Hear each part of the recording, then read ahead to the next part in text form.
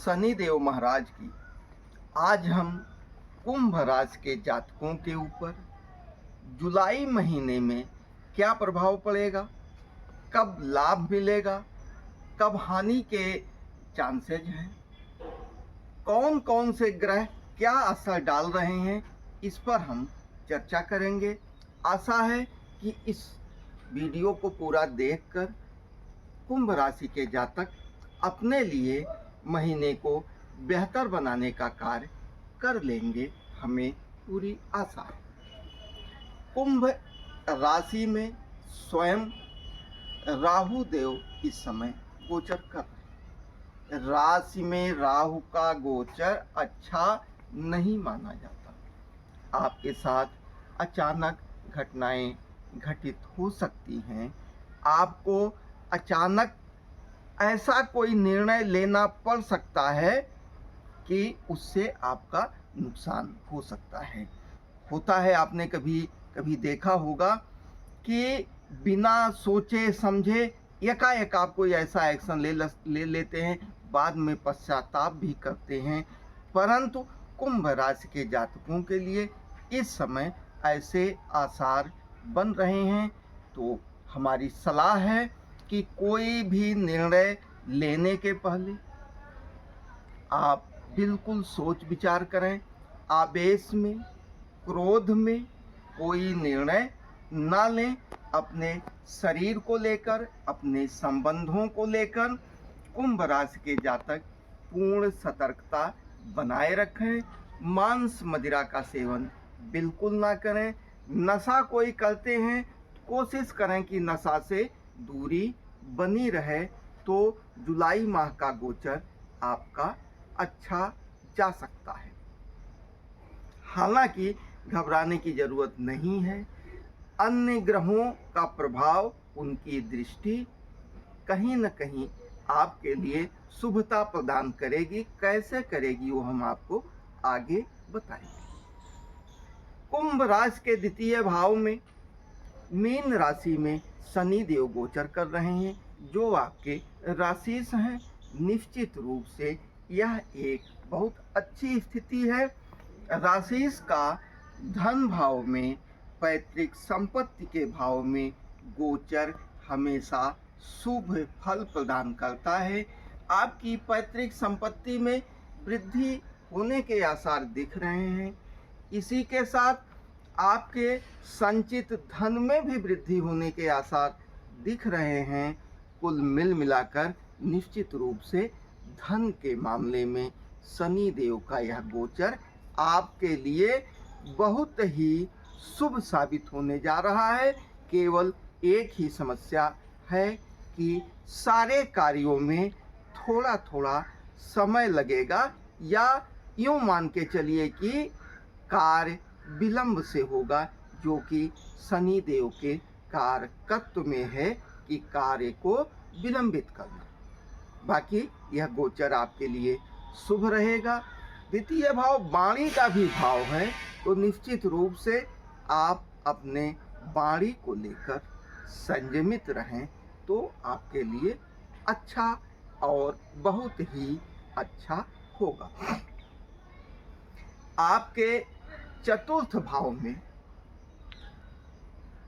शुक्र देव गोचर कर रहे हैं। चौथे भाव में शुक्र देव का गोचर आपके लिए सुख संसाधनों में वृद्धि करेगा। और यह मान के चलिए कि आप वाहन क्रय करना चाहते हैं तो वाहन क्रय कर सकते हैं, या वाहन में बढ़ोतरी होगी ही होगी।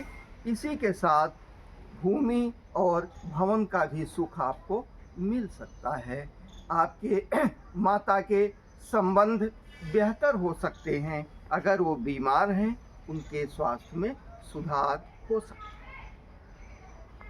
कुंभ राशि के जातकों के लिए पंचम भाव में मिथुन राशि के सूर्य देव और गुरुदेव बृहस्पति गोचर कर रहे हैं। गुरुदेव बृहस्पति का पंचम का गोचर बढ़िया माना जाता है। आपके संतान की दृष्टि से, विद्या की दृष्टि से यह गोचर आपके लिए बढ़िया मिलेगा। और वहीं सूर्य देव की ऊर्जा गुरुदेव बृहस्पति को ताकतवर बना रही है और गुरुदेव की सौम्यता, सूर्यदेव की तीक्ष्णता को लेकर थोड़ा सा संतुलन बना रही है। कुल मिला के राजा और गुरु का संबंध आपके राशि से पंचम भाव में बन रहा है, तो संतान पक्ष से, विद्या अध्ययन के पक्ष से और प्रेम संबंध के पक्ष से अच्छे समाचार आपको मिल सकते हैं, इसमें कोई संशय नहीं है। परंतु सूर्य, अग्नि, ऊर्जा और आत्मा के प्रतीक होते हैं, तो थोड़ी सी सतर्कता जरूर बनाए रखें। आपके छठे भाव में बुध देव का गोचर हो रहा है। बुध देव छठे भाव में बहुत अच्छे नहीं माने जाते इनका गोचर, तो आप प्रतियोगी परीक्षाओं को लेकर सतर्क रहें। अगर कोई परीक्षा दे रहे हैं तो सतर्क रहें, कोई बचकानी हरकत ना करें, वाद विवाद, लड़ाई झगड़े से दूरी बना कर रखें, नहीं तो किसी भी बचकानी हरकत से आपको नुकसान हो सकता है। आपके राशि में इस तरह से यह सभी राशियों का गोचर आपके लिए रहा, जिसके शुभाशुभ फल को हमने बताया। ग्रहों की दृष्टियों का भी प्रभाव पड़ता है, जैसे कि राहु जहाँ बैठे हैं वहाँ से पंचम, सप्तम और नवम भाव को देखते हैं, तो राहुदेव की दृष्टि आपके पंचम भाव पर यानी सूर्य और गुरुदेव बृहस्पति पर पड़ रही है, तो उनके परिणामों में थोड़ी सी मलिनता आ सकती है। इसी के साथ आपके राशि से सप्तम भाव में सिंह राशि पर मंगल और केतु पर इनका दृष्टि जा रहा है। मंगल और केतु आपके सप्तम भाव में बैठे हुए हैं। सिंह राशि के केतु और मंगल दोनों पूर्ण रूप से ताकतवर होते हैं।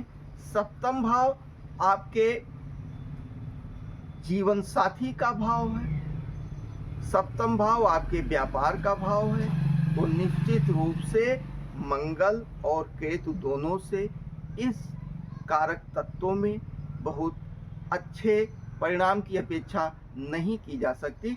निश्चित रूप से हमारी सलाह है कि आप अपने व्यापार को लेकर और अपने जीवन साथी के साथ संबंधों को लेकर बहुत सतर्क रहें, तो आपको दिक्कत नहीं होगी, क्योंकि मंगल की ऊर्जा को केतु देव 4 गुना बढ़ा रहे हैं।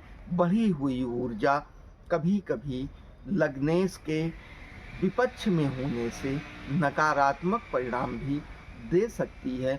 वैसे भी सप्तम में मंगल और केतु दोनों को शुभ नहीं माना जाता, इस कारण से आप सतर्क रहिए इन संबंधों पर। और वहीं मंगल पर राहु की दृष्टि पड़ रही है, तो थोड़ी सी मलिनता आने के आसार हैं, परंतु मंगल को राहु बहुत प्रभावित नहीं कर पाते। शास्त्रों में माना गया है कि राहु अगर हाथी है तो मंगल महावत होता है, परंतु आप संबंधों को लेकर, जीवन साथी के स्वास्थ्य को लेकर, संबंध को लेकर जरूर सतर्क रहें। वहीं कुंभ राशि में बैठकर राहुदेव वहाँ से आपके नवम भाव को देख रहे हैं। नवम भाव में उनके मित्र की राशि है, परंतु फिर भी आपके भाग्यवर्धन में, पिता से संबंध में, धार्मिक कार्यों में थोड़ी सी अड़चन डाल सकते हैं, इसमें कोई दो राय नहीं। वहीं गुरुदेव बृहस्पति की दृष्टियां बहुत सुंदर होती हैं, तो गुरुदेव पंचम, सप्तम और नवम दृष्टि से जिस भी भाव को देखते हैं उसको सुंदर बना देते हैं।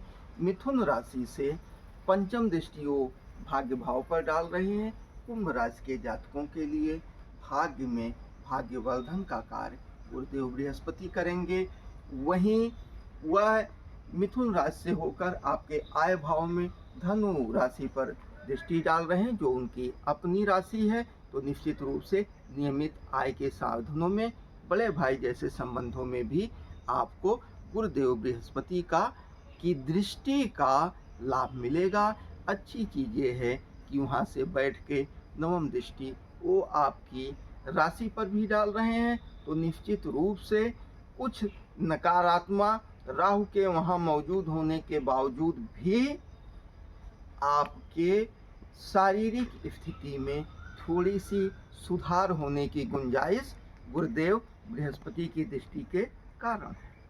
वहीं मंगल सप्तम भाव में बैठकर वहाँ से आपके दसम भाव को देख रहे हैं चतुर्थ दृष्टि से। मंगल की चतुर्थ दृष्टि विस्तार कारक होती है। अपनी राशि को भी वो देख रहे हैं। दसम भाव में वृश्चिक राशि है, उनकी स्वयं की राशि है, तो निश्चित रूप से आपके कार्यों के द्वारा यश प्रतिष्ठा में वृद्धि होगी और कार्यस्थल पर आपकी सुगमता से आप कार्य कर पाएंगे और आपके कार्य सामान्य रूप से सफल होते रहेंगे, इसमें कोई दो राय नहीं है। वहीं राहुदेव सप्तम दृष्टि राशि में डाल रहे हैं, वहाँ राहु मौजूद हैं। इससे मंगल की दृष्टि से राहु के नकारात्मक परिणामों में थोड़ी सी कमी आती है, यह बहुत अच्छी बात है।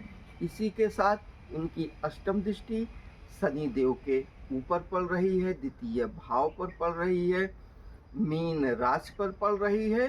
तो मैं पुनः कहता हूँ कि अष्टम दृष्टि बहुत अच्छी नहीं होती है, तो आप पैतृक संपत्ति, बाड़ी को और आप संचित धन को लेकर सतर्क कर रहे हैं।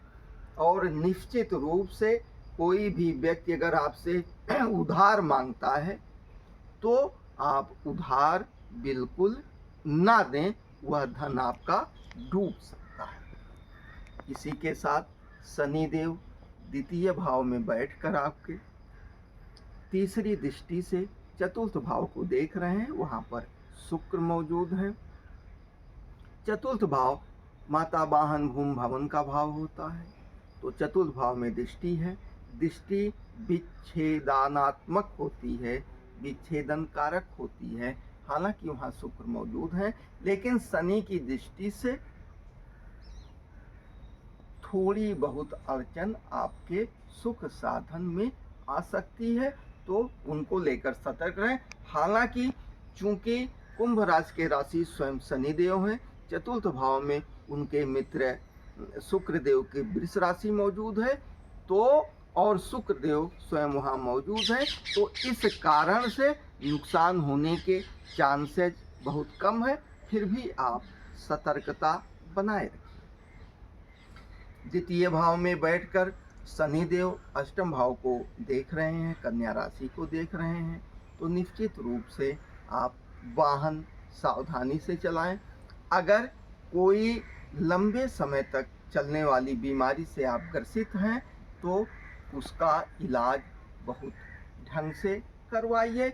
इसी के साथ उनकी दृष्टि जो दसम दृष्टि होती है वो आपके पड़ेगी एकादश भाव पर, तो निश्चित रूप से धनु राशि में दृष्टि पड़ने के कारण नियमित आय में थोड़ी सी असुविधा समस्या हो सकती है। इस चीज़ को लेके आप सतर्क रहेंगे तो कहीं से कोई दिक्कत नहीं होगी। पंचम भाव में गोचर कर रहे सूर्य देव 16 जुलाई को कर्क राशि में प्रवेश करेंगे। कुंभ राशि के जातकों के लिए 16 जुलाई को प्रवेश करेंगे। 16 जुलाई से बाद वाला समय 1 महीने तक इस 15 दिन के मुकाबले और बढ़िया रहेगा। कहने का आशय ये है कि जुलाई के पूर्वार्ध से लेकर अगर तुलना किया जाए तो जुलाई का उत्तरार्ध सूर्य के कारकत्व को लेकर बढ़िया होगा। उत्तरार्ध में आपके शत्रु दबे रहेंगे, रोग है तो वो ठीक हो जाएगा, नौकरी का प्रयास कर रहे हैं तो नौकरी लग जाएगी। शत्रु आपके दबे रहेंगे। प्रतियोगी परीक्षाओं में अगर आप विजयी होंगे, खिलाड़ी हैं तो आप जीतेंगे। मर मुकदमा चल रहा है तो वहाँ आपकी विजय होगी। वाद विवाद की स्थिति में भी सूर्य देव 16 जुलाई के बाद आपको बहुत ही शुभ फल प्रदान करेंगे। इसी के साथ जो कुछ विशेष घटनाएं जुलाई महीने में हो जा रही हैं, 9 जुलाई को गुरुदेव बृहस्पति उदय होंगे। 9 जुलाई को गुरुदेव बृहस्पति उदय होंगे तो उनके शुभ फल अधिक मात्रा में मिलेंगे। इसी के साथ जो है 13 जुलाई को शनिदेव बकरी होंगे तो बकरी होने से शनिदेव की ताकत और बढ़ जाएगी। परिणामों में थोड़ा सा परिवर्तन हो सकता है। बकरी होने का मतलब आपके पिछले कार्यों का भी थोड़ा सा हिसाब किताब शनिदेव ले सकते हैं। 26 जुलाई को शुक्रदेव वृष राशि को छोड़कर मिथुन राशि में गोचर करेंगे। थोड़े से परिणाम बदल सकते हैं, परंतु यह जुलाई का बहुत अंतिम समय होता है तो इस नाते जो परिणाम आपको पहले मिल रहे थे उसी से परिणाम, मिलते जुलते परिणाम आपको पूरे जुलाई मिलेंगे। वहीं 28 जुलाई को मंगल देव सिंह राशि छोड़ के कन्या राशि में गोचर करेंगे तो मिलते जुलते ही परिणाम मिलेंगे और पूर्ण परिणाम अगस्त में दिखाई देगा। अब इसके बाद हम कुछ बहुत महत्वपूर्ण तिथियों के बारे में आपको बताएंगे जुलाई महीने में, जो आपके लिए अच्छी साबित होंगी, शुभ साबित होंगी। इन तिथियों में आपके बिगड़ते हुए काम बन जाएंगे। आपका अगर मानसिक विचलन है दूर हो जाएगा। कहने का आशय है जिन तारीखों को हम आपको बताने जा रहे हैं उन तारीखों में आपकी स्थिति बहुत अच्छी रहने वाली है। आप निश्चित रूप से इसको जान लीजिए। वो तारीखें हैं 7, 8, 9, 10, 11, 14, 15, 18, 19 और 25, 26, 27 और 28। जिन तिथियों को हमने बताया है, जिन तारीखों को बताया है, ये अंग्रेजी महीने की तारीखें हैं। इन तारीखों को निश्चित रूप से आप शुभ और बेहतर परिणाम, लाभदायक परिणाम पाने में सक्षम होंगे। कुंभ राशि के जातक जुलाई महीने में शुभ फल प्राप्त करने के लिए भगवान भोलेनाथ की नियमित आराधना अगर वो करते हैं बहुत ही शुभ फल प्राप्त होगा। इसी के साथ आपका जन्म जिस नक्षत्र में हुआ है, आप उस नक्षत्र के स्वामी के का बीज मंत्र का नियमित जप करते हैं तो आपकी कुंडली में जो अशुद्धियां हैं वो अशुद्धियां दूर हो जाती हैं, आपको शुभ परिणाम मिलते हैं। इसी के साथ राशि शनि देव की नियमित आराधना आपको बहुत शुभ फल प्रदान करेगी। अगर कुंभ राशि के जातक शमी के पत्र और पुष्प को भगवान भोलेनाथ पर श्रद्धा पूर्वक भावना के साथ समर्पित होकर अर्पित करते हैं तो यह मान के चलिए कि भगवान भोलेनाथ की पूर्ण कृपा कुंभ राशि के जातक को प्राप्त होगी। इसमें कोई दो राय नहीं है। शनि देव को भी शनि देव का वृक्ष बहुत पसंद है, प्रतीक और प्रतिनिधि के रूप में माने जाते हैं और शनि के पुष्प और पत्र को भगवान भोलेनाथ अत्यधिक पसंद करते हैं और बहुत प्रसन्न हो जाते हैं जब हम उनको अर्पण करते हैं। तो यह करके कुंभ राशि के जातक जुलाई महीने में मिलने वाले नकारात्मक परिणामों में कमी कर सकते हैं और शुभ परिणामों में वृद्धि कर सकते हैं। आप सभी का दिन शुभ हो। अगर आपको हमारा यह वीडियो अच्छा लगा हो तो आप हमारे चैनल को सब्सक्राइब करिए और लोगों में शेयर करिए। आपका दिन शुभ हो। जय भोलेनाथ की।